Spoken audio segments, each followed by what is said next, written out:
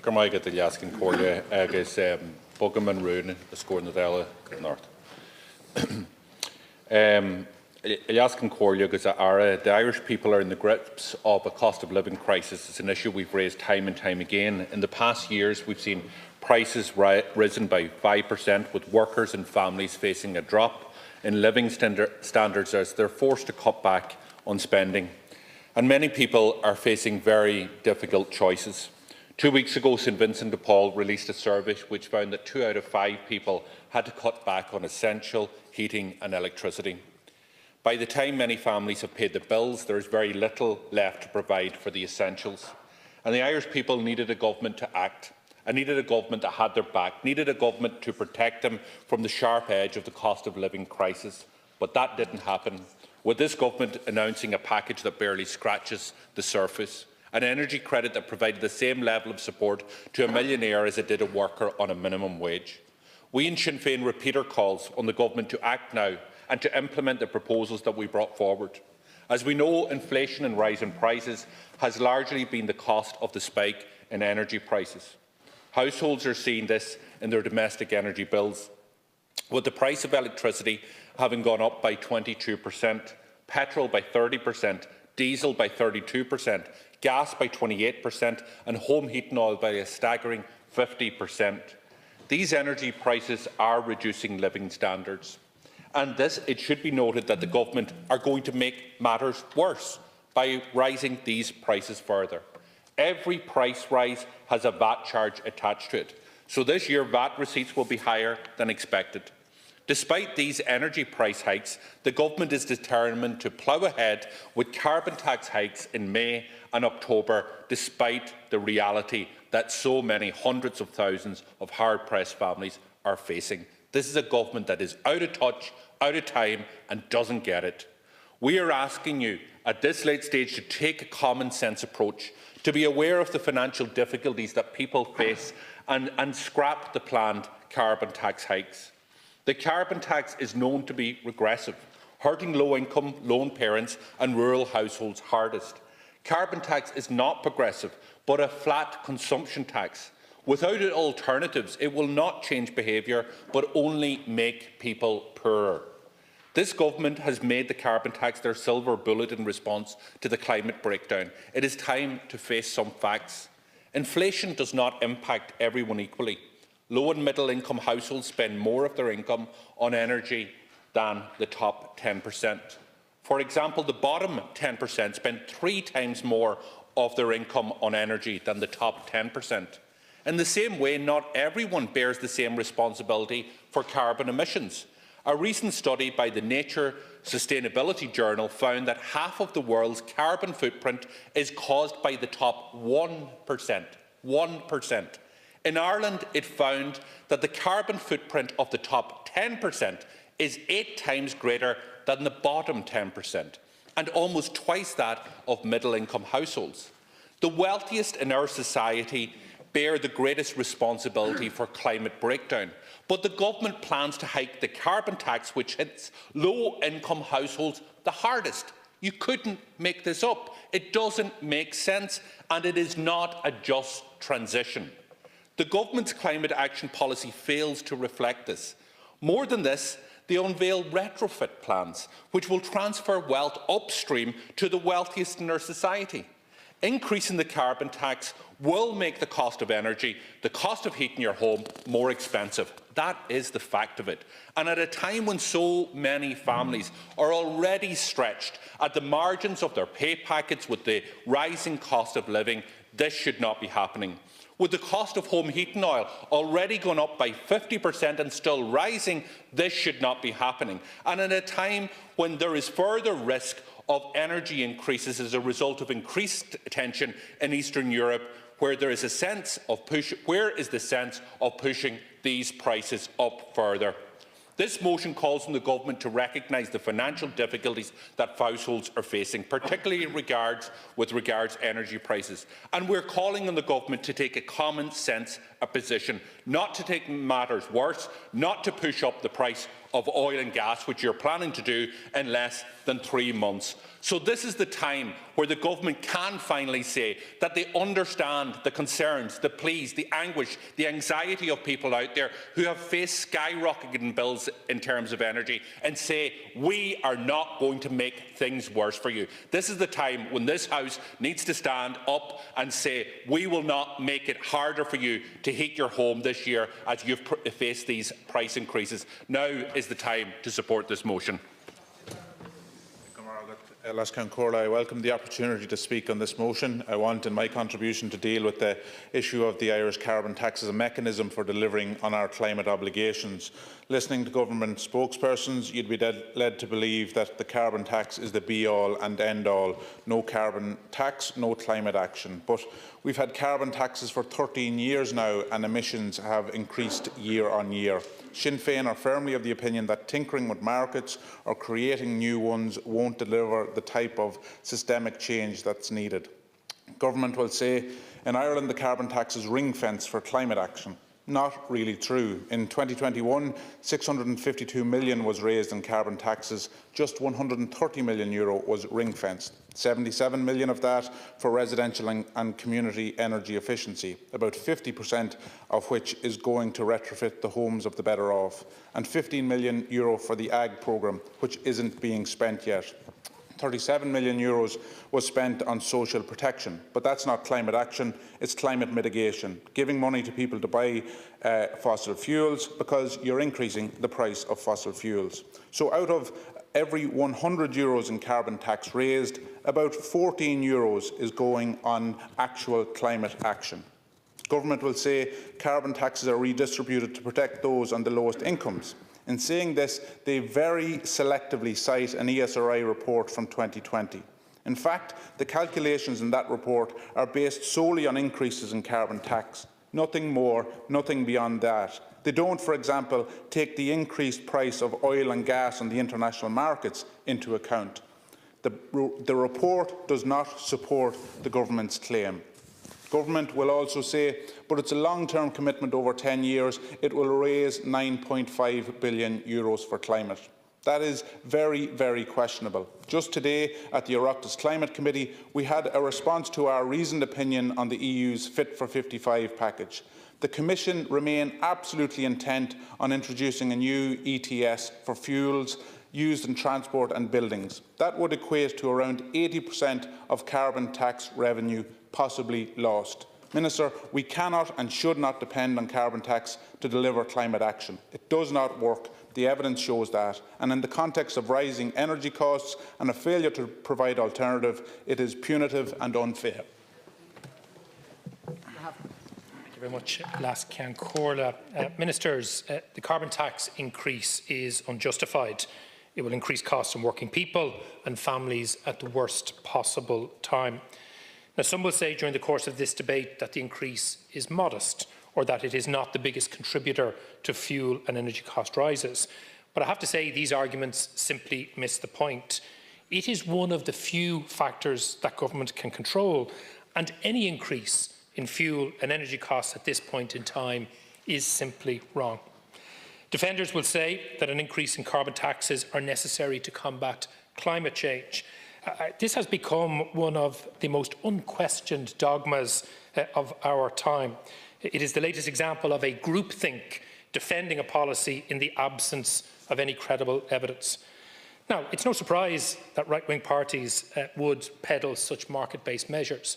What is more surprising is for the Green Party to have been so captured by this neoliberal economic orthodoxy.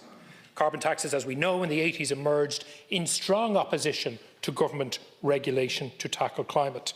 The claim was carbon pricing would allow the market to adjust itself. And anybody looking at the market knows the market never adjusts itself. Thankfully, there now is a growing body of independent academic research to prove this key point. The most comprehensive meta-analysis of the existing literature on carbon pricing and emissions trading was published by the University of Toronto in 2020, and its findings are really significant. It states that carbon taxes have little impact on emissions reductions even when they are at their very highest levels, such as, for example, in Sweden. In the main, they are not behaviour changing, and when they do, the behaviour change is very, very modest. And if we are to meet the scale of emission reductions required to avoid climate catastrophe, it's clear that they are the wrong tool. They are a distraction from the necessary regulation required to significantly reduce emissions. They impose real financial hardship on struggling workers and families.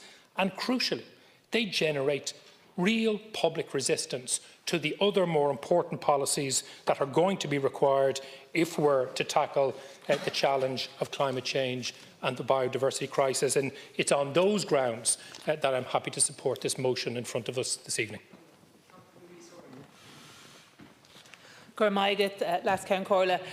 Ministers, the charge has been laid that the government is out of touch and that you simply do not understand the lived reality for many people.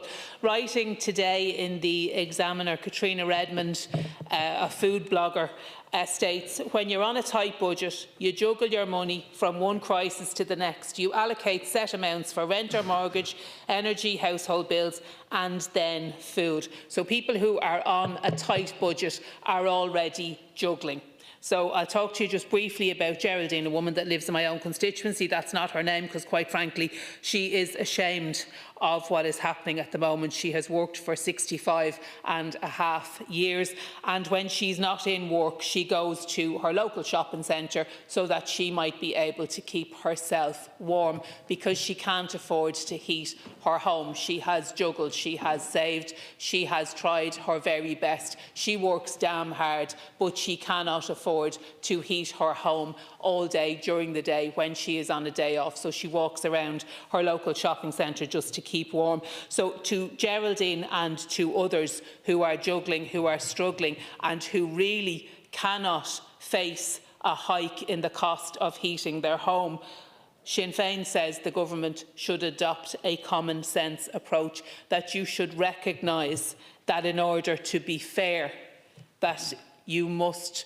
acknowledge that carbon tax increases where there are no alternatives. This woman has no alternative. That all the carbon tax increases do is make sure that she will be cold, or she will go to her local shopping centre just to stay warm. So what we're asking for with this motion is that you are fair to people who simply cannot afford another increase in the cost of heating their home, because people will be cold. It is an issue of fairness. This is not about climate change, and you know that this is not about climate change, because Geraldine, just as everybody else, wants to play her part and wants to do her bit, but she does not want to be cold. So we are asking you to defer yet another increase, because she is already struggling. Thanks, Lascan Corley. Minister, we're in the middle of a cost of living crisis, and the cost of energy and fuel is front and centre in terms of spiralling price increases in the last year or so. And your government is giving the energy companies a payment on behalf of all households in the state, but it's not addressing the root cause of these price increases, and given the scale of the price hikes, it won't be enough. Carbon tax is a regressive and unfair tax. The government claims that it will encourage people to change their behaviours, but we all know that that's not the case for so many people. Many people aren't in a position to change their behaviours, no matter how much they'd like to. People living in rural areas with little or no public transport can't choose the bus over the car. People who can't afford to choose cleaner ways to heat their homes are stuck with oil and gas. Most people can't afford to retrofit their homes, even with the government's new plan. These measures are just so out of reach for so many people. And it's not the carbon tax that will change behaviours, Minister. It's the huge increases in the cost of fuel. People will not be able to afford to heat their homes. And everyone is seeing their bills increase and are paying more and more for energy in their homes and also at the petrol pump.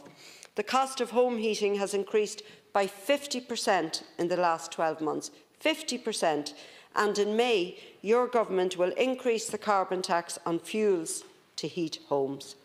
Gas has increased by 28%, petrol by 30% and diesel by 32%. In October, the plan is to hike up the carbon tax on transport fuels. We urgently, Minister, need to see the establishment of an expert advisory group on energy poverty. We need to look at current and projected energy poverty levels, look at the causes both in Ireland and internationally, and find remedies to address energy poverty and onerous energy bills. We need the government to acknowledge that the research behind their carbon tax regime doesn't take these huge price hikes into account, and that tax needs to be revised to reflect the reality on the ground. In the meantime, we need to scrap the planned increases on carbon tax immediately. Deputy Crone.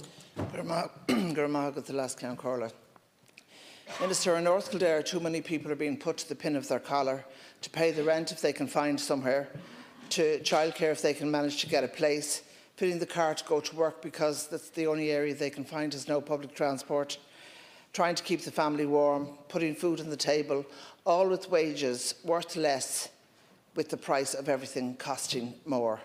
My niece, who works at a supermarket till, tells me that people are lining up the very basics at the front of the row, telling her to remind them when they get to 50 or 70, whatever it is their budget, because they're going to have to leave the rest. A mother out in Prosperous in North Kildare, forgive the irony, going without a meal herself in order to feed her children. Our people have no more to give. They're on the floor from the emergency and the cost of living. You talk about ring fencing the carbon tax, which sounds like a great idea. Like, never mind that you're not, but you come up with a retrofit plan that works, and I told you last week that sounds more like the SSIA scheme. The more money you have, the more money the government will give you. You're lashing out money on the wealthy to retrofit their first home and their holiday home that they drive to in their electric SUV, while leaving ordinary people literally in the cold. You talk about carbon taxes as if they're going to save the planet, and yet there is no offer of an alternative to people. For example, you have no strategy on green hydrogen. The reality is ordinary income people have no choice how to heat their homes, cook their dinner, get to work or school. This makes this tax unethical, because all you're ring fencing is hot air. You remember when you were bringing out the property tax, you said that it was going to be ring fenced for libraries, parks and amenities, whereas any councillor who worked in a local authority will tell you that it was the vast majority of it was used for roads and footpaths, because ye had cut the funding to local authorities. Ring fenced, my eye. Our people are being hammered. In 12 months, gas has gone up 28%, home heating 50%, petrol 30%, diesel 32%, and people need to take a breath. Your job is to protect the people. They need a hand from the government, not a beating. This hike is due in May, and don't let it become a May Day for the people, for workers and families across the state. Alaska and Corla, workers and families are facing a cost of living crisis. As people in this state face amongst the highest rents, mortgage interest rates, insurance costs and childcare costs in Europe, they're also burdened with ever-increasing electricity, heating and fuel costs. And rather than support families to meet these burdens, the response of this government is to increase them further through the imposition of carbon taxes. Bizarrely, after spending months discussing a package to address the cost of living crisis, a package that fell far short of what is required, by the way, it will be followed by a government-imposed hike in home heating costs in just the next few weeks. It is madness and it is maddening. This is an action of a government that is completely out of touch with the lived realities of those that you're supposed to represent. It is as if there is no understanding that this isn't simply just a case that people don't want to pay additional carbon taxes, it's that they can't afford further price hikes. And what's worse, Alaska and Corla, is that ministers will stand in this chamber and try and defend these price hikes. They will actually go so far as to patronisingly claim that the increased costs are actually in people's best interests. For example, we'll hear ministers repeat the lie that farmers are going to receive €1.5 billion of carbon tax receipts. What they won't say is that this is actually a three-card trick, that the €1.5 billion is actually less than what the government negotiated away from farmers in an EU budget. So farmers will actually be asked to pay more in carbon tax while getting less in support, while being asked to do more for the environment. How's that for a just transition? And the same is true for all other families and workers. Carbon taxes simply penalise those who have no option but to drive their own cars or who cannot afford to retrofit their homes. They are unfair at the best of times, but to increase them right now is simply an attack. There is no other word for it. It is an attack by parties and TDs who are blind to the struggles that are faced by those who simply cannot make ends meet. Lascan Cora, I commend this motion to the House. I think history will judge very harshly those TDs who reject it, because the carbon tax increase must be scrapped in recognition of the hardships that too many citizens of this state are going through. Sinn Féin. Claire Curran, 2.5 minutes. I think it's important, firstly, to say that nobody on these benches has suggested that the carbon tax has led to the current energy cost hikes. Quite an obvious thing, I would have thought.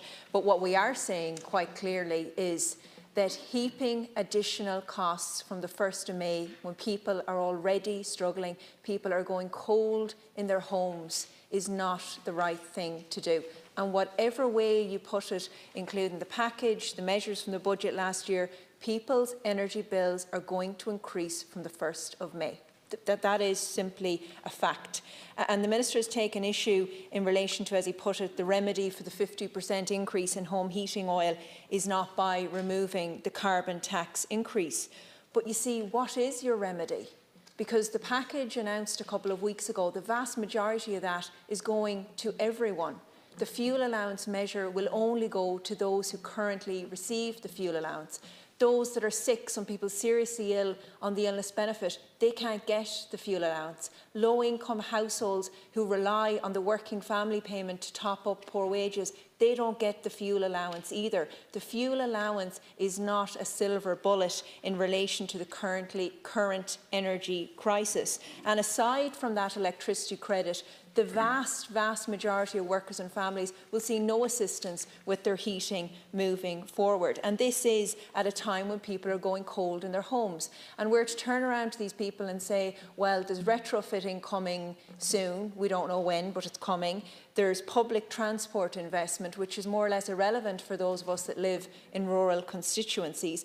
And there's investment in walking, which again, I mean, I can't even get a footpath extended in a local town in my constituency, so older people at the edge of the town can walk in safely on a main road. Yet we're talking about walking. It is utterly irrelevant, and it doesn't hit the nail on the head as regards the issue that's being raised here. And we've seen recent ESRI reports showing that carbon tax increases have an impact on low-income households, and retrofitting isn't enough for them right now because it doesn't work for those people today that are cold in their homes. And nothing you've said here will help. But what we are saying is you could not go ahead with the carbon tax increase on the 1st of May and not add to what is already a really difficult situation. Gurma Hoggart.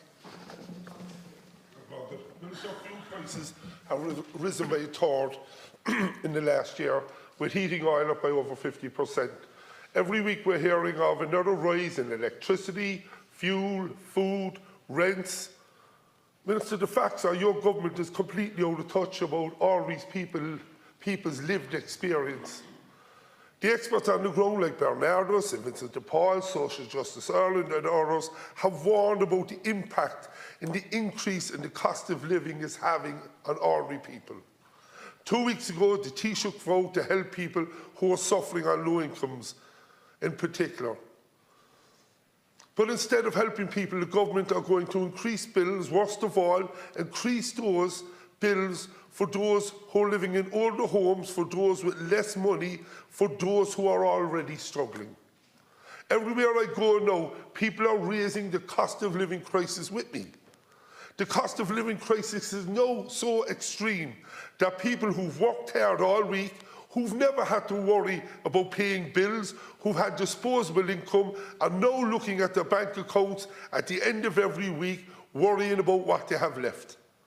And you're telling them that we're going to increase their living costs with a carbon tax in May. How is that showing an understanding of what people are going through with this crisis? The ESRI statistics have previously shown 1 in 10 people in this state live in fuel poverty. And there is no doubt in anyone's mind now that this figure has gotten worse. The Taoiseach is not listening to ordinary people. He is definitely not listening to ordinary people in Cork because they're telling me they're struggling. How can you remedy a 2% cut, as you said, Minister?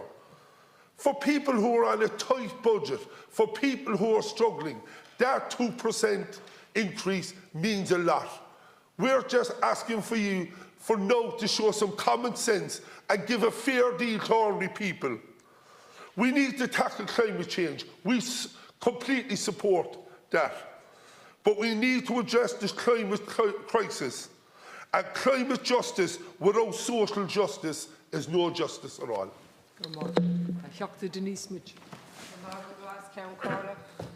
Minister, the people of Dublin Bay North that I represent are at the end of their tether. More and more, week after week, families are living hand to mouth. Mothers and parents, by the end of a working week, are struggling to put food on the table to feed their children. After they pay their bills, there isn't any money left. We're in a cost of living crisis, and there's simply not enough targeted supports available for families and children that need them most. Food banks, school meals and voluntary groups are filling a very serious poverty gap, and the government don't realise the extent of it. Now, you've made some minimal moves to help people, and I acknowledge the energy bill support payments that will be coming down the line. But you must see the irony of this move. What you're giving in one hand, you're taking it away in the other. Working families have to heat their homes, and they have to be able to get to school, work and other places. We all want to play our part in addressing climate change. We all know we have to. But this move is punitive, especially on older people. Minister, can you genuinely tell that older woman that has to buy gas for her super sare, or for the family that are barely passing the NCT on their 20-year-old car, that there's no more options but taxing them more and driving them more into poverty? You're taxing the wrong people when huge corporate businesses can play a much bigger part.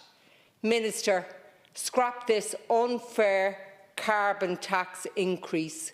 Please do the right thing by the people.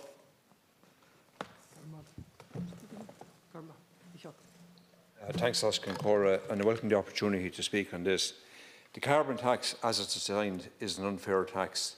It's punishing ordinary workers and families who lack disposable income to pay the extortionate costs of retrofitting their homes or purchasing an electric car. And this is the point, Minister. You cannot tax people to stop them doing something if they don't have an alternative, or they can't afford the alternative. Why, for example, are grants not being made available to buy second-hand electric cars? This is difficult to imagine a better example of how out of touch the Green Party and the government are in terms of the needs of ordinary people at the moment. Last Saturday, I had a conversation with a constituent, one of many who are finding it difficult to cope with how the government have been escalating and playing their part in driving up the price of essentials. And I accept that not all of it is, but a large part is. They told me that it's costing them somewhere in the region of between 70 and 80 euros a week now to heat their home and energy. We have families who have a clear choice between food and heat. eat or heat? Which is it? And don't take our word for it. Ask St Vincent de Paul. They'll tell you, because I've spoken to people who have worked in it and people who are working on the food banks. The cost of putting fuel in a car in order to travel to work is now at its highest level in 30 years. We're getting close to €2 a litre. And people in rural areas, Minister, this is important, I want you to hear this. People in rural areas like in Lee Shoffley are being hit the hardest. There is no Dart, there is no Luce, there is no bus. That's the simple facts of it. And in some places there isn't a great road. For some people in Lee Shoffley who are travelling, commuting to work, they're now paying €150 in fuel to get there. And much of the responsibility, not all of it, but much of it is of the cost of fuel in this country lies with government. And this is the part that you can do something about. Well over a third of the cost of every litre of motor fuel goes in tax. And that's before the carbon tax comes in May. I believe this is folly, right? And I'm a supporter of climate action. This is not climate action. This is penalising poor working people, but also people in rural areas disproportionately. It's gone way beyond politics. It's impacting on people's health and welfare. The planned increase in carbon tax in May needs to be halted. And just on climate change, before somebody gets up to give us a lecture about it, we put forward many proposals over the last 10 or 11 years since I came here on climate change, and we got very poor response to a lot of it in terms of trying to move to a more sustainable society. We put forward measures that would create jobs, to generate power without using carbon, without using fossil fuel. You know, and that's where we need to be going. Not punishing people who are at least able to pay. And also, you need to start taxing the large corporations who can play a bigger role here as well. Thank you. Thanks very much. Minister, I listened carefully to what you're saying there. Don't agree with a lot of it, obviously. There will be hard choices to be made. We all agree with that. This generation faces a climate emergency. There can be no doubt about it. And we all have a role to play in addressing it. But guilting those who earn the least is not the approach to take. Oxfam, for instance, tells us that the world's richest 1% cause double the CO2 emissions of the poorest 50%, yet in this country we propose additional carbon taxes. Carbon taxes that will disproportionately affect those in low to middle income. That is the fact, Minister.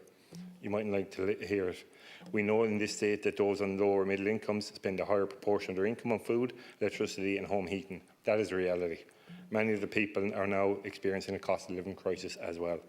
People are choosing between heating their homes or paying their rents.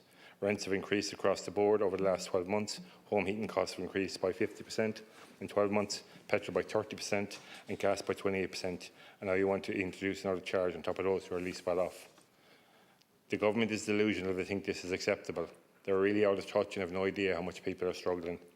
The government should have and could have established an expert advisory group on energy poverty before pushing ahead with this increase. They chose not to. They opted out of that. The carbon tax is a commitment in the programme for government, so we have no advisory group established when it comes to increasing the cost on low to middle income families. Yet they can establish an ever so drawn out review before committing to a living wage for those who are on the breadline. A living wage that won't be introduced if it all is ever introduced prior to the May 1 increase of carbon taxes on fuel to heat homes. It gives an appreciation of the priorities of this government. But that's okay because people can retrofit and insulate their homes under the Home Energy Upgrade Scheme. That's while for renters they will be at the good grace of their landlord who may or may not opt to introduce this scheme.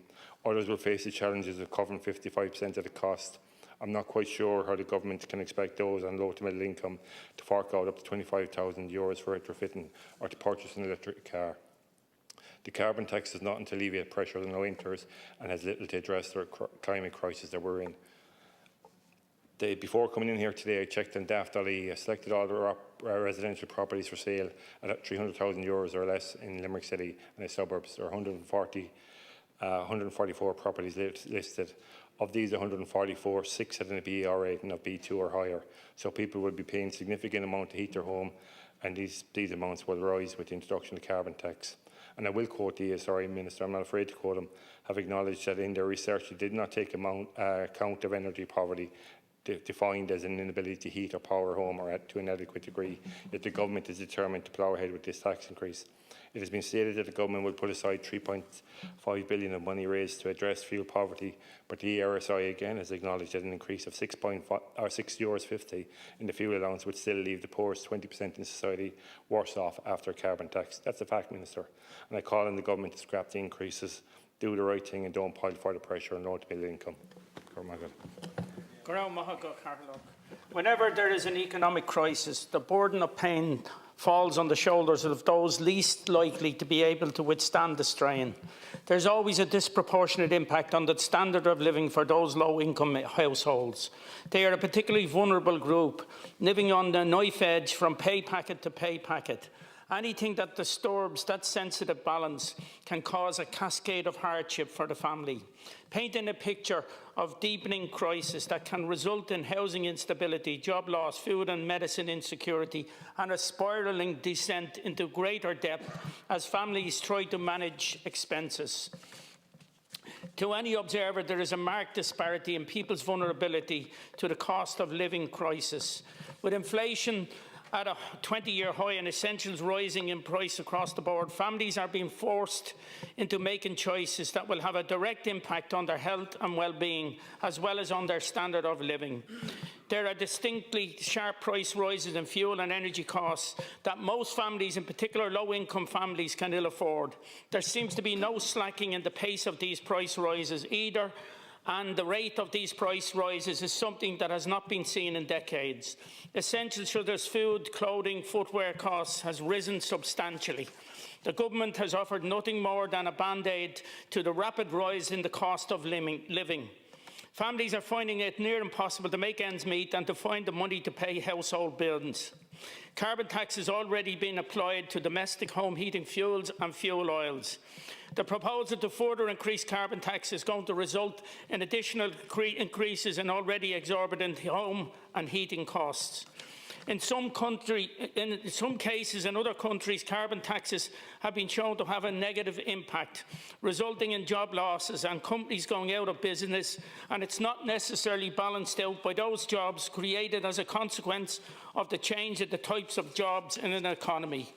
The consequences of carbon taxes has its greatest impact on low and middle income families who are least able to sustain the rise in the cost of many essential products. Thank you.